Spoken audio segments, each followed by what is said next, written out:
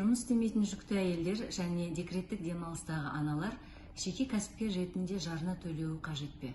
Сақтандыру туралы заң бойынша жұмыс істемейтін декреттік демалыстағы аналар баласы 3 жасқа толғанша мемлекет тарапынан сақтандырылады. Алайда олар жеке кәсіпкерлікпен айналысатын болса, жарна төлеуді тоқтатпауы тиіс. Жалпы жеке кәсіпкерлер арасында 4 санат өкілдері ғана жарна төлеуден босатылған. Олар алтын алқа, күміс алқамен марапатталған көпбалалы аналар, зейнеткерлер, мүгедектер мен жоғарғы оқу орындарының күндізгі бөлімінде оқитын студенттер. Қалған санат өкілдері жеке кәсібін ашып, салық органдарында ресми тіркелген күннен бастап мәмс жүйесіне жеке кәсіпкер ретінде жарна төлей бастауы тиіс.